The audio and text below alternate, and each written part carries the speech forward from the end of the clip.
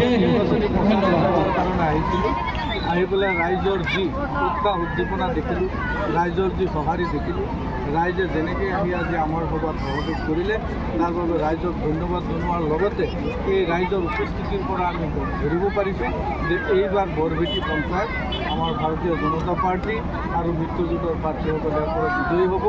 আমাৰ দলে এই বৰভেটি পঞ্চায়ত আগন্তুক দিনত যদি বৰভেটিৰ পৰা আমাৰ প্ৰাৰ্থীসকল জয়যুক্ত হয় তেতিয়াহ'লে এই বৰভেটি অঞ্চলত থকা যিকোনো সমস্যা সমাধান কৰিবৰ কাৰণে আমি চৰকাৰ তথা আমাৰ বিধায়কৰ জৰিয়তে চৰকাৰৰ লগত আলোচনা মৰ্মে সকলোখিনি সমস্যা সমাধান কৰি কংগ্ৰেছে যে 70 বছৰে যিখিনি কৰিব পৰা নাই সেই কামখিনি আমি কৰি আমি ইয়াতে প্ৰতিষ্ঠা কৰিব বিচাৰিম যে কংগ্ৰেছে মানুহক খালি প্ৰলোভন দিয়ে, কংগ্ৰেছে মানুহৰ কোনো কাম নকৰে, ভাৰতীয় জনতা পাৰ্টীয়ে যি কথা দিয়ে সেই কথা ৰক্ষা কৰি ৰাইজৰ হৈ কাম কৰে। ইয়াৰ লগতে আপোনালোকক যিহেতু আপোনালোক সংবাদ মাধ্যমৰ লগত জড়িত এই বৰভেটি অঞ্চলত আমাৰ যিজন প্ৰাক্তন মন্ত্ৰী ৰকিবুল হুছেইন ডাঙৰীয়া আহিব, বিভিন্ন ধৰণৰ চলাহী কথাৰে আমাৰ মানুহক চলাবলৈতো যত্ন কৰিব।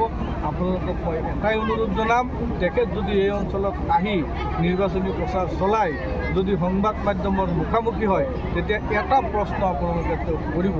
সেই প্ৰশ্নটো হ'ল যে আপোনাৰ ঘৰৰ ওচৰত থকা এই বাটা যে কোম্পানী, এই বাটা কোম্পানীৰ মাটিটো কাৰ? আপোনাৰ ঘৰৰ সন্মুখত থকা সেই পেণ্টালন যে বনাইছে, সেই পেণ্টালনটো কাৰ মাটি? কাৰ মাটিত? আপোনাৰ ঘৰৰ লগত থকা এই ৰেডিয়েল ক্লাব, সেই ক্লাবটো কাৰ মাটিত? গতিকে আপুনি যদি এই অকাবৰ মাটিখিনি দখল কৰি লৈছে, গতিকে ৰাইজক কিয় আপুনি ভুৱা প্ৰচাৰ দিব বিচাৰিছে যে ৰাইজৰ মাটি?